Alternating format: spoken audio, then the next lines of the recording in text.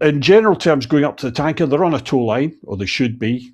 Just occasionally they start moving, and that literally is moving the goalposts, because generally speaking, you are looking at your fuel gauge. Funny old thing, that dictates everything that you do in the air, and you're looking at a time commensurate with your allocated slot, because the tankers have a line themselves in terms of when the receivers are supposed to arrive and depart, and you have to manage your fuel so that you can arrive on the tow line and meet the tanker with sufficient reserves to give you a chance to have one or two prods attempts before the fuel gauge says, sorry, you have to go to your diversion or back home.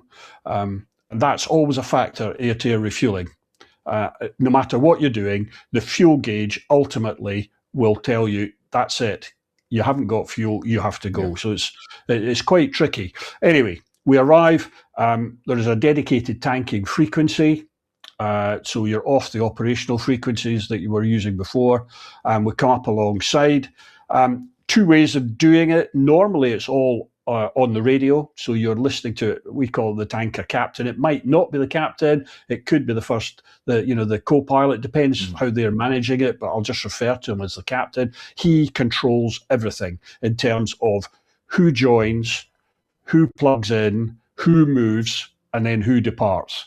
It's a game of chess he's playing. And sometimes that game of chess can get quite complicated if somebody pitches up a bit short on fuel and there's a queue and they say, please, can I jump the queue and get fuel?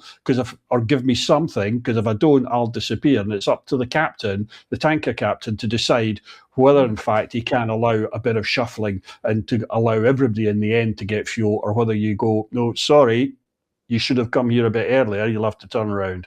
Didn't happen that often, but it could.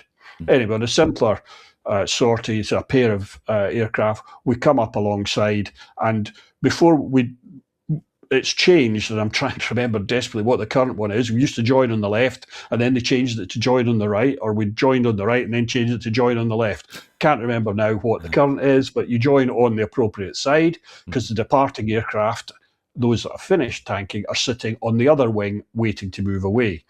So you come up alongside, and then in good order, you go through the pre-air-to-air refueling checks. And that is really just to configure the fuel system to receive fuel, because it doesn't normally, like valves changing, pressure reducing valves and things like that, valves opening on tanks that aren't normally open, things like that. But most importantly, of course, is you put the probe out, because without putting the probe out, you're not going to be able to take fuel.